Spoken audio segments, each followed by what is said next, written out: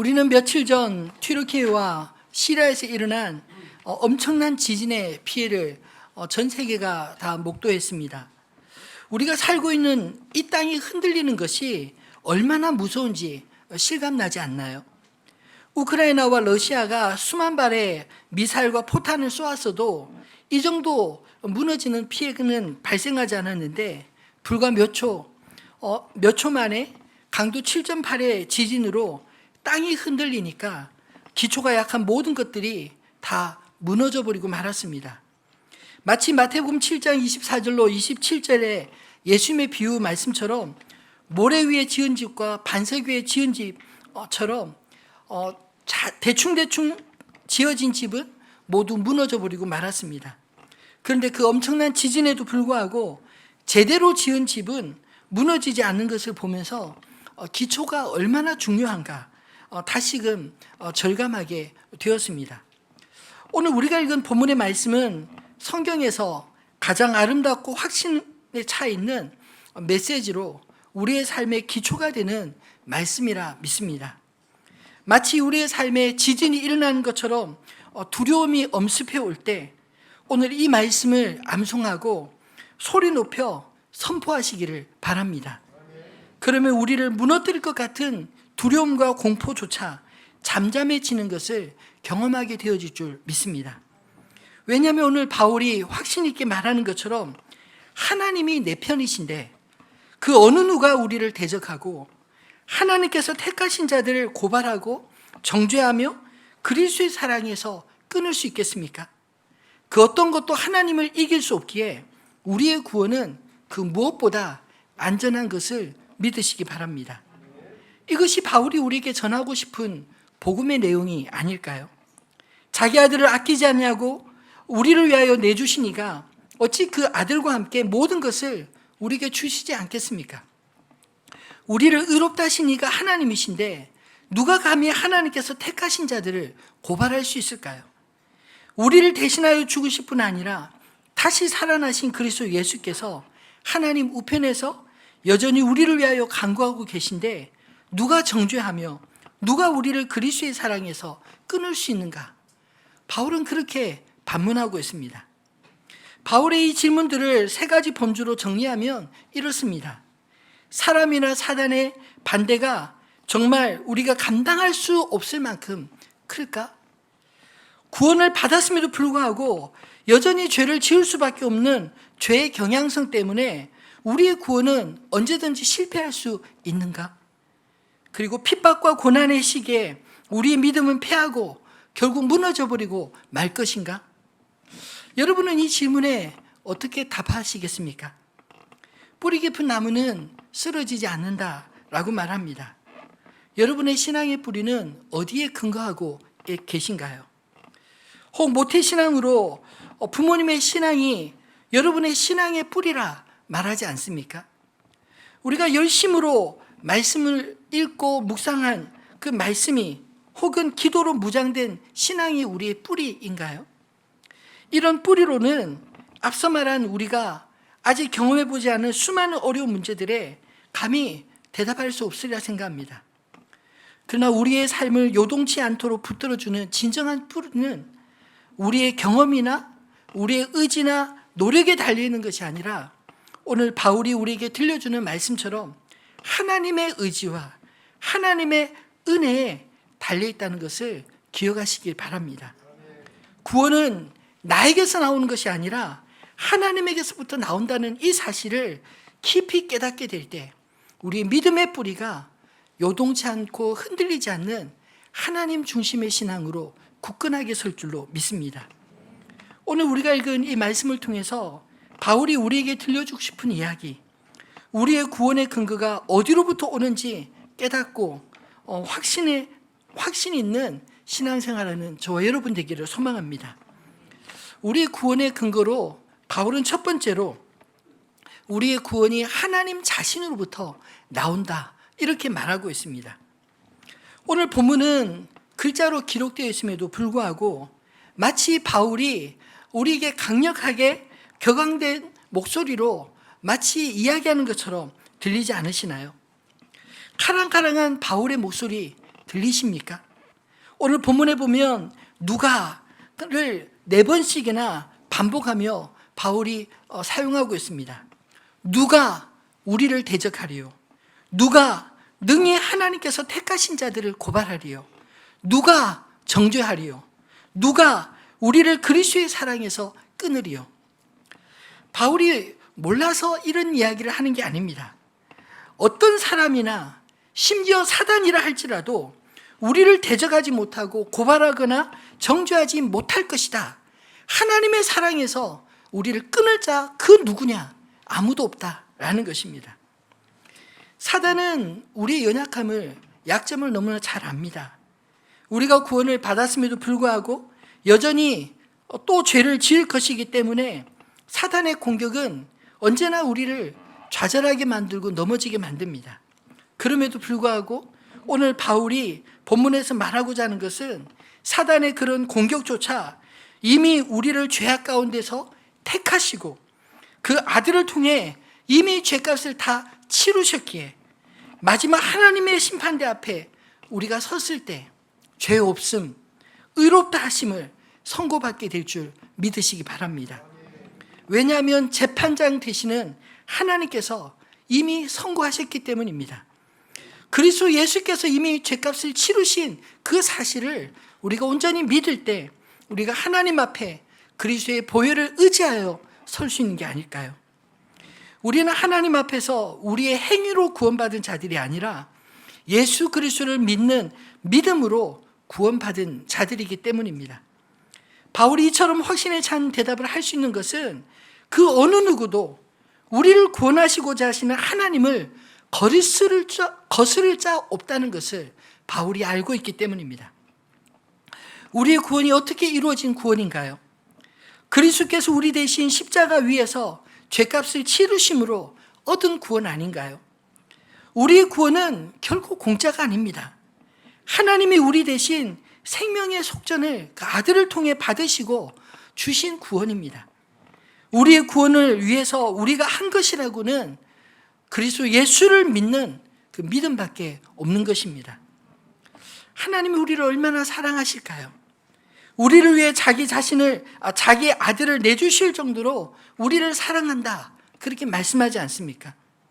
우리가 하나님의 사랑을 진심으로 깨닫게 되는 바로 그 지점은 나를 위해 그의 아들을 내어주신 십자가를 그리스도와 함께 통과할 때만이 비로소 우리를 사랑하시는 하나님의 사랑을 깊이 대면하게 될 줄 믿습니다. 바울은 그래서 이렇게 말하고 있습니다. 자기 아들을 아끼지 아니하시고 우리 모든 사람을 위하여 내주신 이가.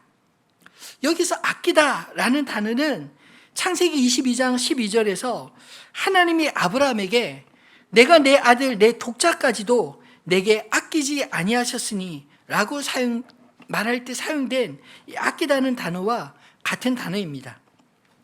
우리는 종종 기도할 때 하나님께서 내 기도를 들으실까 의심이 들 때 있지 않나요?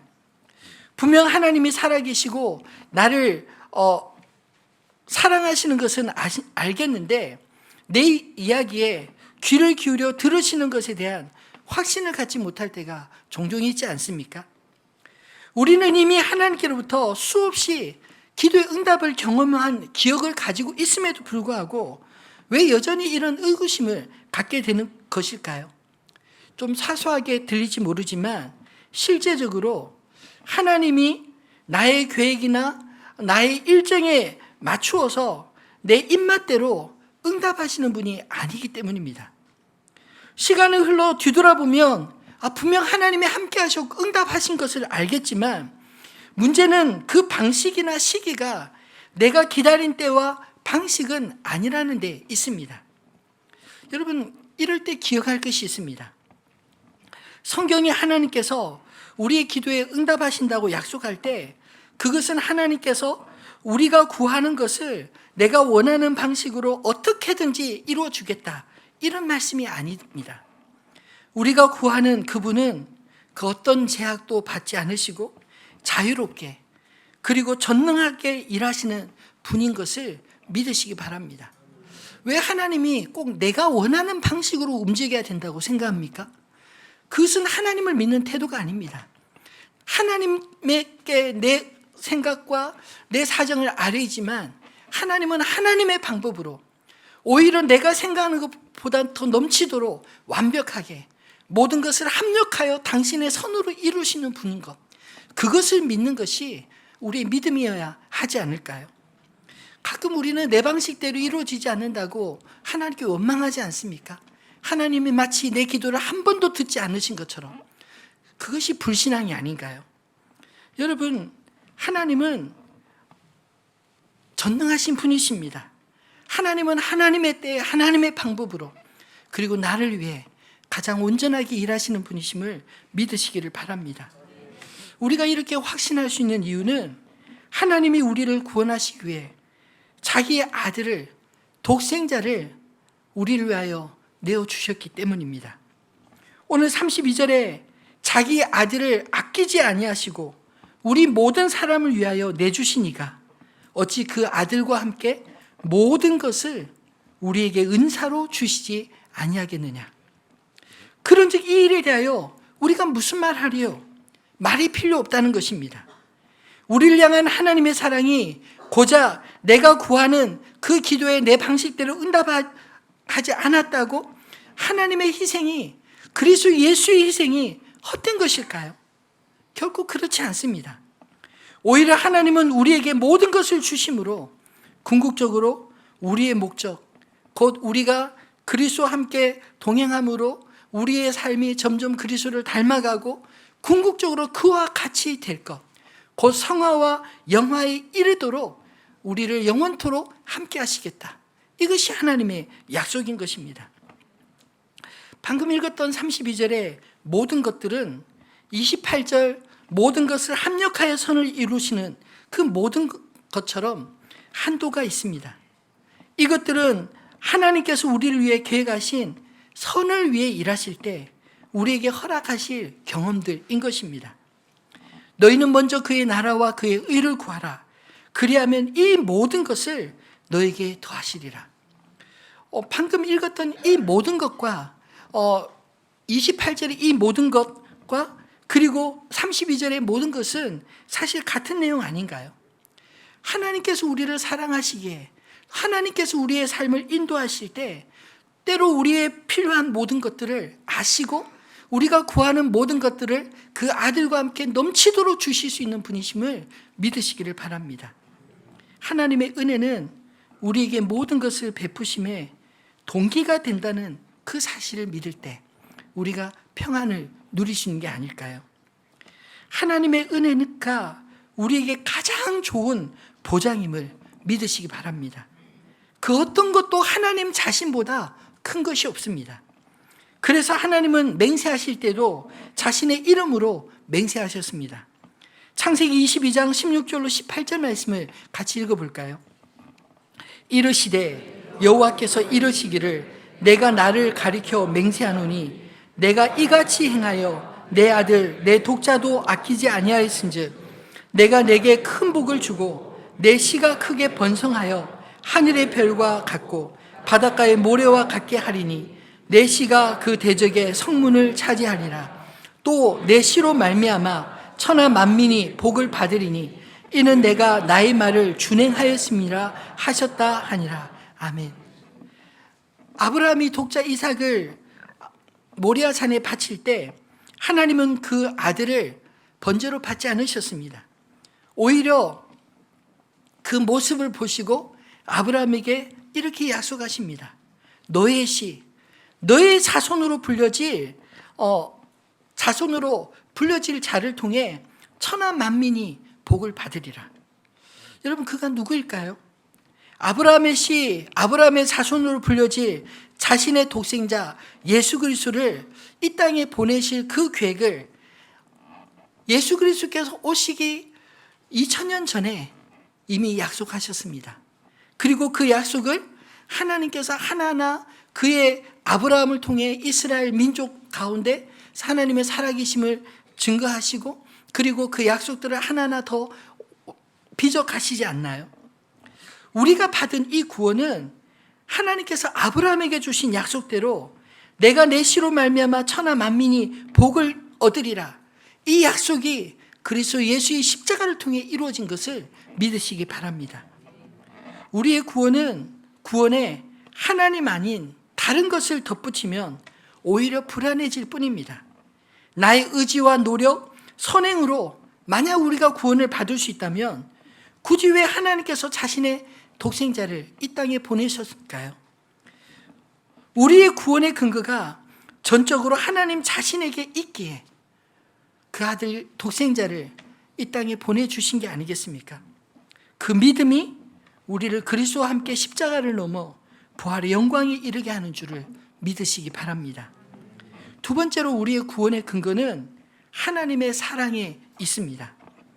바울은 35절로 39절에 그리스도의 사랑과 하나님의 사랑이 얼마나 큰지를 표현하고 있습니다.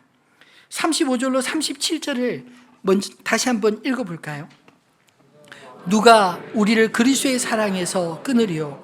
환난이나 곤고나 박해나 기근이나 적신이나 위험이나 칼이랴.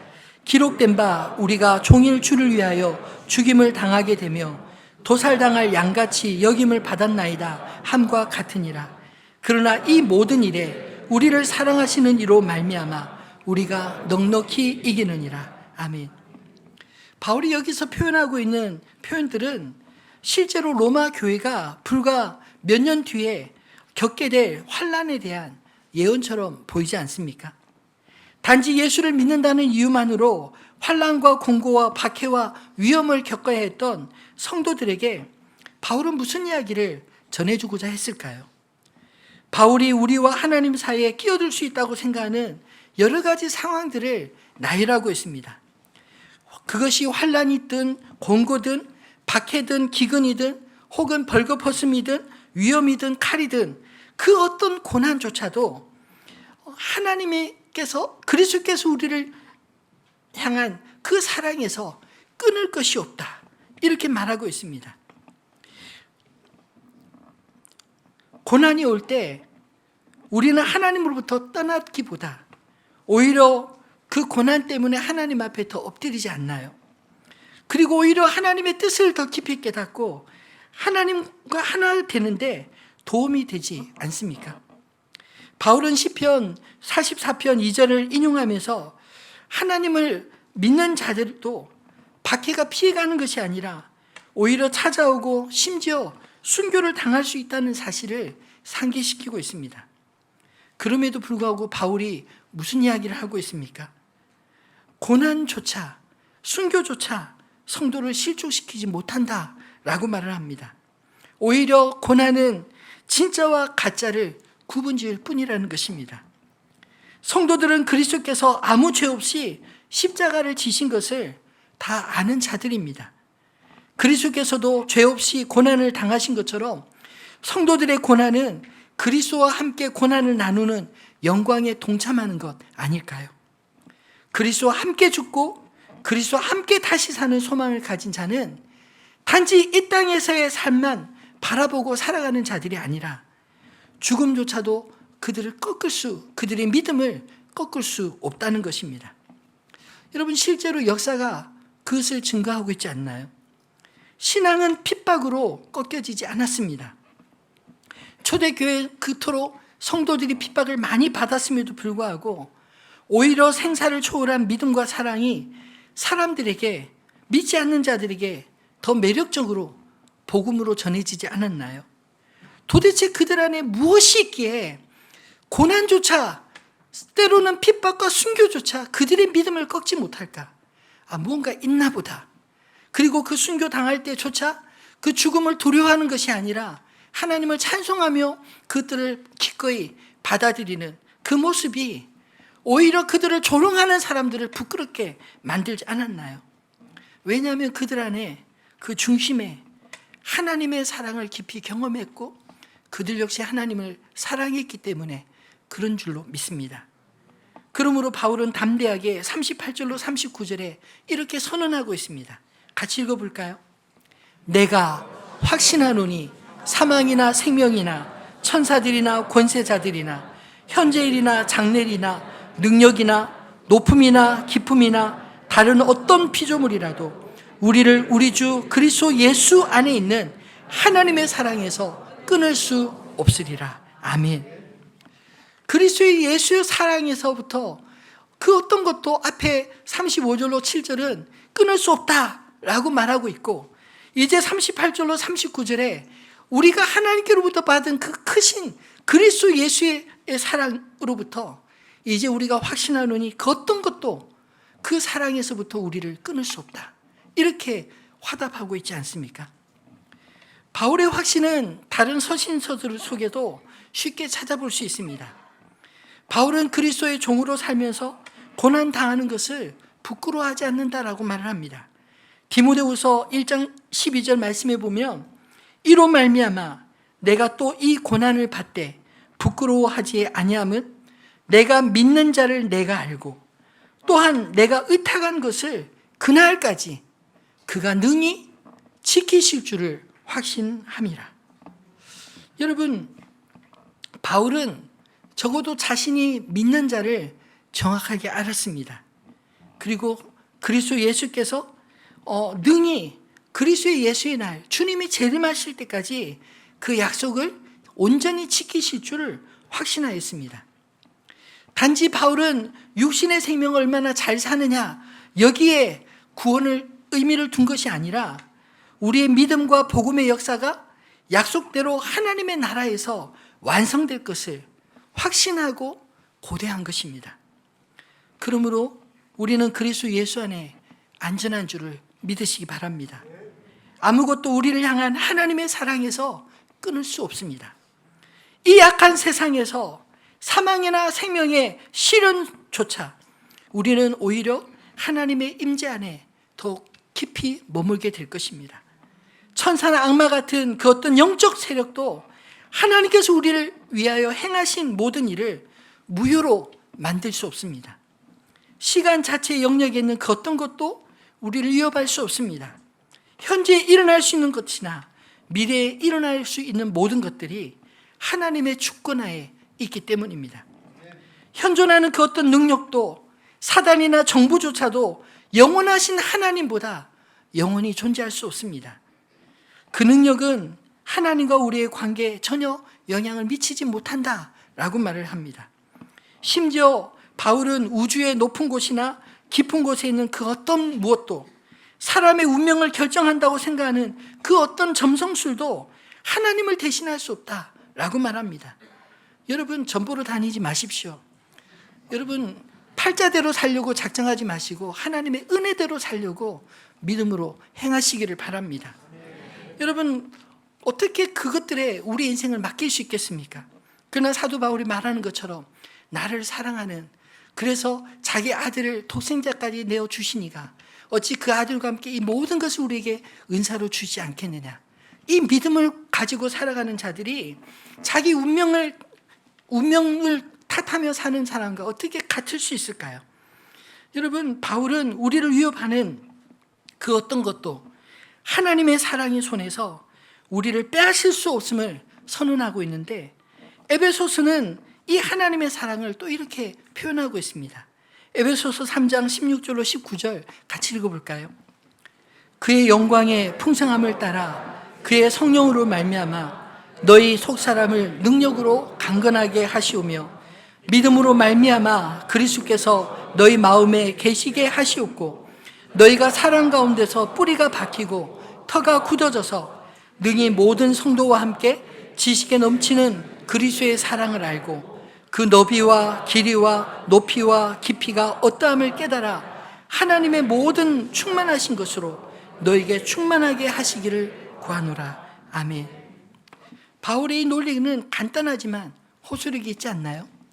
우리가 하나님을 알면 알수록 그 하나님의 충만함 가운데 우리가 온전히 거하게 될 줄을 믿으시기를 바랍니다. 여러분, 우리가 하나님을 어떻게 아느냐에 따라 우리가 그 믿음으로 살 수 있지 않을까요? 내가 하나님에 대해서 잘 못 알고 있으면 우리의 믿음이 그릇될 수밖에 없는 것입니다. 여러분, 우리의 믿음이 하나님의 약속하신 말씀의 터 위에 굳건하게 잡기를 소원합니다. 일단 하나님이 보호하시고자 하시면 그리스도의 사랑에서 끊을 수 있는 것은 그 어떤 것도 없는 것입니다. 우리를 위한 그리스도의 죽음이 바로 극복할 수 없는 하나님의 사랑의 증거 아닐까요? 아무것도 우리와 함께 하시는 그분의 임재를 가로막을 수 없습니다. 하나님은 우리가 자기 안에서 전적으로 안전하게 느끼기를 원하십니다. 그래서 오늘 바울이 이 이야기를 전하고 있는 게 아닐까요? 우리의 믿음의 뿌리가 하나님 자신과 하나님 사랑 안에서 시작될 때 우리의 믿음을 세상 그 어떤 것도 흔들 수 없고 오히려 세상을 하나님의 사랑으로 변화시키는 능력 있는 그리스도인이 될 줄 믿으시기 바랍니다. 초대교회 성도들은 비록 소수였지만 심지어 그들은 미움을 받고 쫓기며 핍박을 받았지만 그들의 믿음은 결국 세상을 하나님의 사랑으로 조금씩 변화시켜 나갔습니다. 그리스도께서 십자가를 지신 건 결코 실패가 아닙니다. 오히려 이 세상을 사랑하시는 하나님의 사랑의 적극적인 표현이며 하나님께서 우리를 구원하시기 위한 놀라운 계획이었음을 역사가 분명하게 증명하고 있는 게 아닐까요? 그러므로 우리의 믿음이 어떤 상황 가운데서도 흔들리지 않고 요동하지 않는 하나님 자신과 하나님의 사랑의 뿌리를 깊이 내리시기를 주님의 이름으로 축원합니다. 말씀을 맺겠습니다. 우리의 믿음은 단지 우리 자신을 지키는 것을 넘어 세상을 넉넉히 이기는 믿음인 것을 기억하시기 바랍니다. 37절은 넉넉히 이기는 믿음을 이렇게 설명하고 있습니다. 그러나 이 모든 일에 우리를 사랑하시는 이로 말미암아 우리가 넉넉히 이기느니라. 무엇으로 가능하죠? 우리를 사랑하시는 이로 말미암아, 사랑하시는 하나님, 사랑하시는 그리스도 예수로 말미암아 우리가 이 땅을 넉넉히 이겨가는 줄을 믿으시기 바랍니다. 세상에서 저는 두 종류의 신앙이 있다고 생각합니다. 내가 잘해서 나를 구원해야겠다라고 하는 자기 신앙이 있습니다. 또 하나는 나를 하나님이 구원하셨다라고 믿는 하나님 신앙이 있습니다. 여러분, 스스로 구원을 받을 수 있다고 하는 믿음은 언제나 불안할 수밖에 없습니다.